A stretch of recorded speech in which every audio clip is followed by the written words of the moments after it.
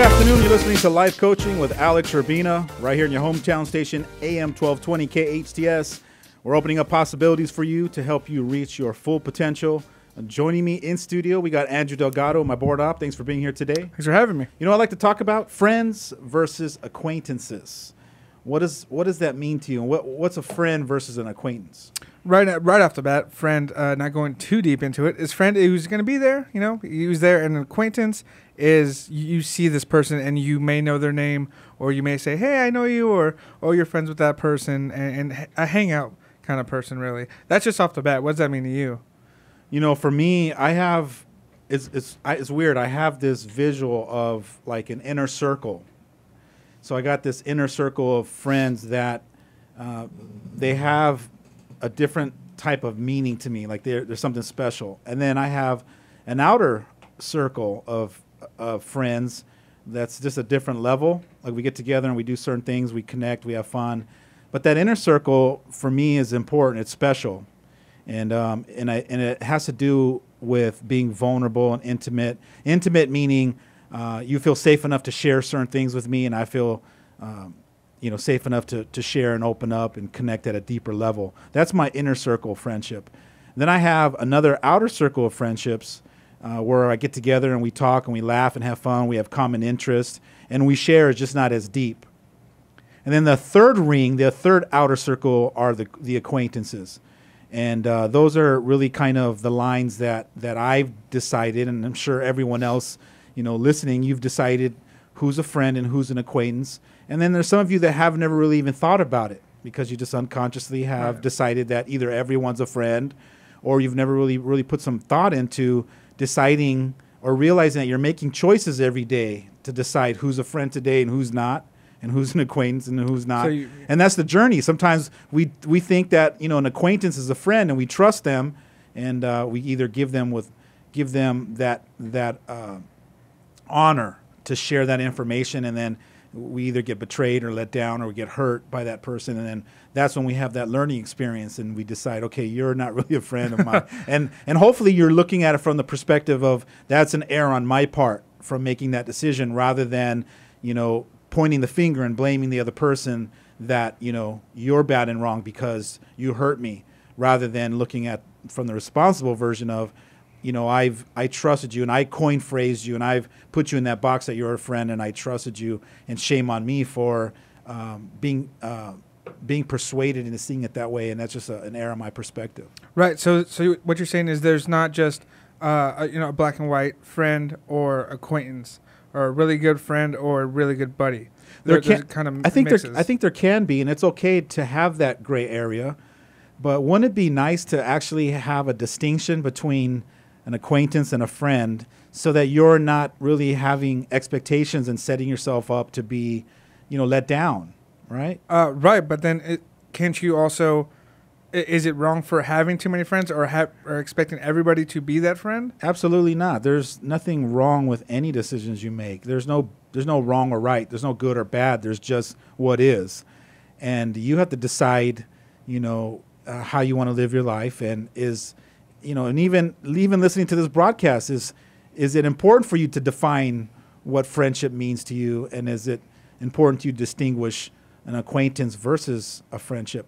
One of the things I heard recently that really rings, to me is someone defined a friendship as getting to know the spirit of another person.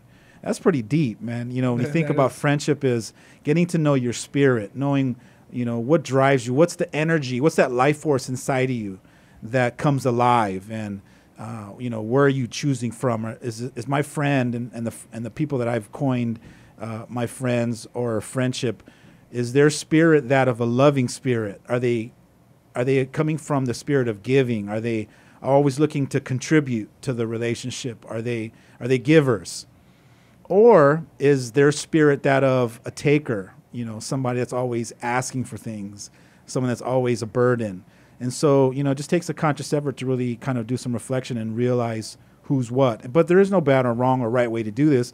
And that's why we're doing this topic, is to open up possibilities for you to really look and examine and reflect and try to see if you can tighten up your the way you gauge your friends versus your acquaintances. But how do people out there could be have those walls of vulnerability and take them down so they can open themselves up? That's a great question, and we'll talk about that when we come back from the break. When we do that, we're going to talk about some of the fears that has those walls up in the first place. How did we get hurt in our past when we thought that acquaintances were our friends and we got taken advantage of? Stay tuned for more of Life Coaching with Alex Urbina right here in your hometown station, AM 1220 KHTS. And welcome back to Life Coaching with Alex Urbina right here in your hometown station, AM 1220 KHTS. We're opening up possibilities for you to help you reach your full potential. On the board, Andrew Delgado. Today we're talking about friends versus acquaintances. Before we went on a break, Andrew threw a question at me, and I think the question was brought up because I had talked a little bit about something that I had read that really resonated with me, and that was the definition of a friendship for someone else. And it was that, friendship is getting to know the spirit of another person. And for me, getting to know the spirit of another person is really something that's genuine and authentic. You trust that person's spirit and their intentions, so you feel safe enough to be vulnerable and intimate and share some of those things, some of those thoughts, and some of your concerns or your fears. Yeah, or doubts. and what I brought up was basically start off step one. How do you, as a person, how do I put up these walls, or if you might have put up these walls and you're not really comfortable with being vulnerable, and get to that space, like break down those walls or fears that you might have had, and like how do you go about doing that? Well, I think the first step is, one, being honest enough to really take a deep, honest look at yourself and realize that maybe you do have walls up in the first place. You'll be surprised how many people don't really want to acknowledge that they do have walls up. They do protect themselves in relationships, and then they don't share intimately or vulnerable or allow themselves to be vulnerable. And I think one of the reasons why people don't allow themselves to be vulnerable in relationships is because they've been hurt in the past. They've been taken advantage of. They've shared intimate secrets or information with other people, acquaintances that they thought were true friends, and it came back to bite them. They either were hurt or disappointed, and so now that came a wall. So before they get hurt, they're not allowing or giving that ammo away to get hurt. So that just hurts relationships that they could have had. That's right. It's sabotaging them from really being the type of person I think that their spirit really wants them to be in connected, deep, meaningful relationships. But I think that unconsciously we're allowing the past and the fears and having that experience of the pain that we went through, of being disappointed and hurt. We're allowing that to continually get into this new moment of now and have the wall be up where we're really guarded in relationships. And so we're kind of trying to figure out day by day, do I trust you? And are you an acquaintance or a friend? You might just unconsciously decide that you don't want friends, that you don't ever open up that inner circle. Everyone's an acquaintance to you. That everyone is just a friend up to a certain point. But a really, really good friend, I think that you give them permission to enter that inner circle, is something special that only, very, very few people allow themselves to be that vulnerable to experience that goodie. Yeah, in my inner circle, I'm thinking about, when you say this, like, who's my inner circle? And there are about, a handful that I've actually allowed and opened up with. And That's right. It shocks me now when we talk, I'm like, wow, like that just came out easily. Like nobody else knows this. And I felt so comfortable, saying this with you. But it took forever. I've known these people since freshman year in high school, or even before that in middle school. And it's just now I'm telling them I feel comfortable now. But it took that long of a years, 10 years or so, for me to get to that level. Well, they probably also have proven themselves to you that they have honor, that they operate from a certain level of principles. They have some certain morals and values that they live their life by, that you've decided, okay, you have all those characteristics that I've defined friendship, the ones that I can trust. You keep your word. You don't go around, you're not a blabbermouth. You don't go around trying to, discredit me, or when I need someone, you're always there. Or when I see you, you're always, cheering me up or making me feel good. And so there's certain characteristics that just, they're right on for you. They just hit the mark for you, and you've decided, okay, I trust you, and you're one of the golden ones for me. Yeah, and when I meet new people, new friends, acquaintances, and I'm trying to figure them out, like, are we just, hang out buddies, or are we gonna, hang out, further and on a deeper level? I drop little nuggets in there that I know that won't affect me, but it's almost kind of like a test. But that's what I do for me, which works. And to find out if they are a blabbermouth or can they be trusted with this stuff that's not too serious, but still stuff that I would like to keep, not. So are you saying that to some degree you're kind of testing your acquaintances? Yeah. Yeah, you have like an inner circle acquaintances and then the outer circle acquaintances.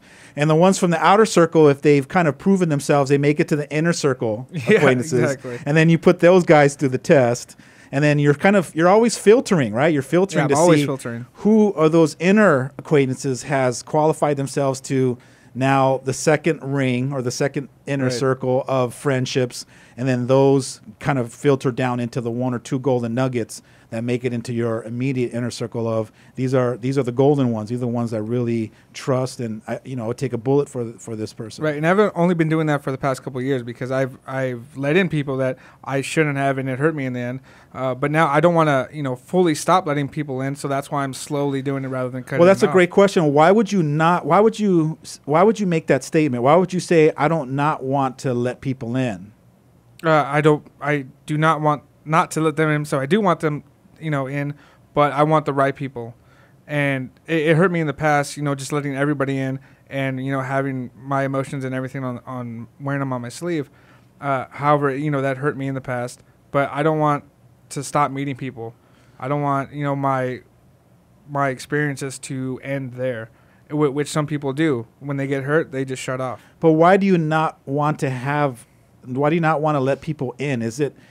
And the reason why it's more of a fear, I guess, based for me, just from my experiences of they hurt me, so I'm gonna, kind of thing. Now, what if I said that part of having relationships, part of being in a relationship, you're gonna get hurt sometimes. Like you can't. It's like saying you can't go swimming without getting wet. Right, and I get that. But if I could prevent it as much as I can, I'm going to try to. But how are you going to prevent getting wet? Are you going to put on a wetsuit? Right, okay. Or, yeah. Well, in that analogy, no. Well, it's like saying, okay, now let's try a different analogy. You can't raise, vicious animals, right? And not expect every once in a while to get bit. Okay. Or you can't be a law enforcement agent and not, get shot at or not ever get into an altercation or a fight. I mean, when you sign up for some of these jobs or taking on some of these commitments, people know what the risks are. And let's be real here. If you're going to be in relationships, you're going to get hurt. You're going to be disappointed. It comes with the territory. It's almost like, step up and be willing to look at it and be honest and say, I'm going to get hurt in relationships. That's just part of the game. So for you to be in a relationship and expect to never get hurt, I think is an unrealistic idea in your mind. Which I'm still, obviously working with and dealing with and starting to at least acknowledge the idea that I have that idea about new relationships or friends. I love it. Stay tuned for more of Life Coaching with Alex Urbina right here in your hometown station, AM 1220 KHTS.